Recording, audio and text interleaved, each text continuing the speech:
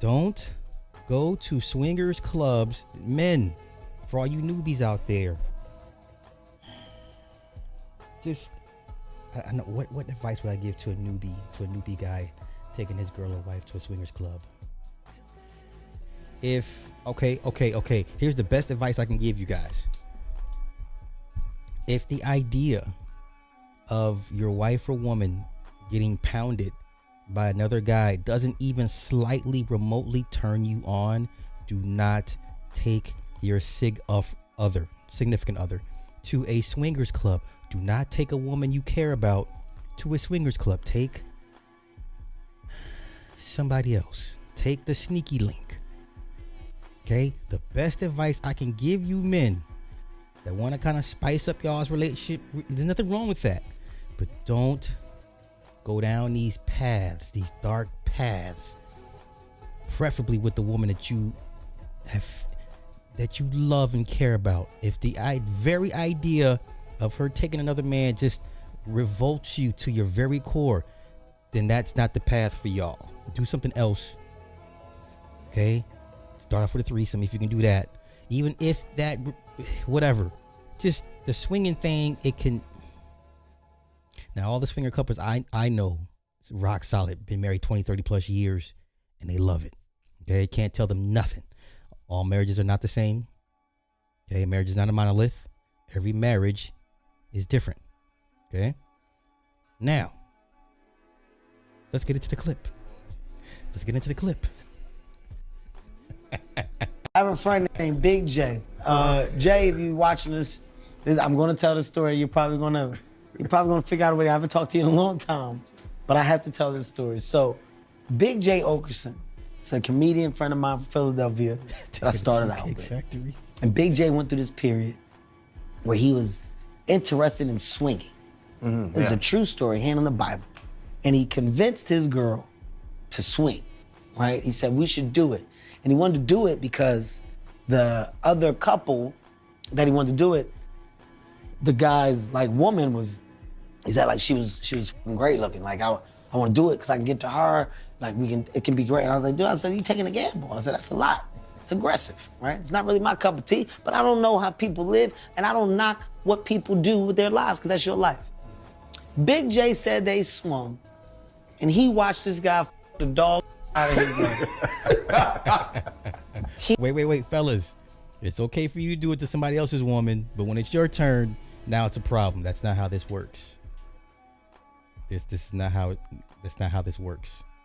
Okay? Once again, let's continue. He said, he never bounced back from it. He never bounced back. He saw, I'm telling you, man, I don't know what your thinking is. But if you get in there and somebody goddamn go double overtime on your lady, you may not bounce back from that. All right, so you need to think of it all. Motherfucker, think about the first step. You better think about 3, 4, and 5. Yeah. And then the aftermath, the next morning is going to be mad awkward for you, right? Remember the scene in, oh my God, Robert Redford, Woody Harrelson. What movie was that?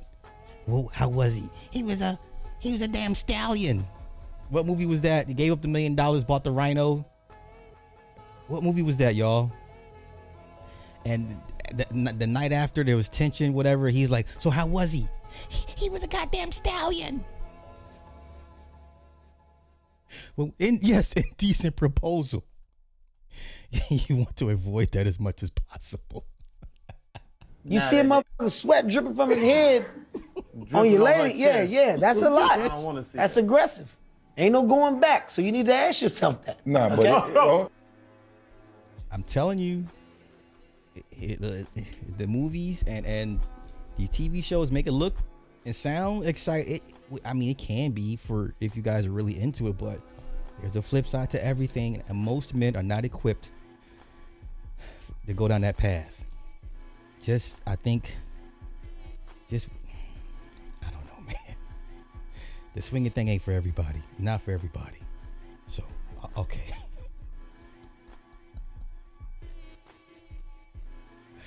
I to prevent possible issues, I would not take the main, That's my advice.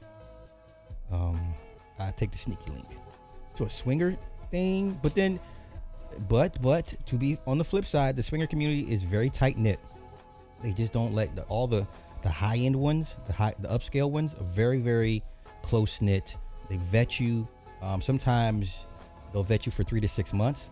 Sometimes you'll be invited to parties and you can't participate for months. Okay, that's the higher end, not the regular urban Negro stuff. No. The some require applications.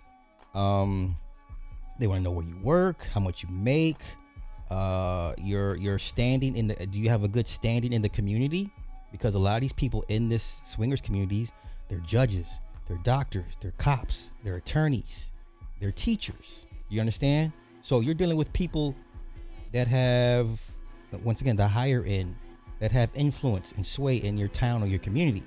And so what they do when they decide to open the doors for you to let y'all in, they want to make sure you're not gonna mess this up.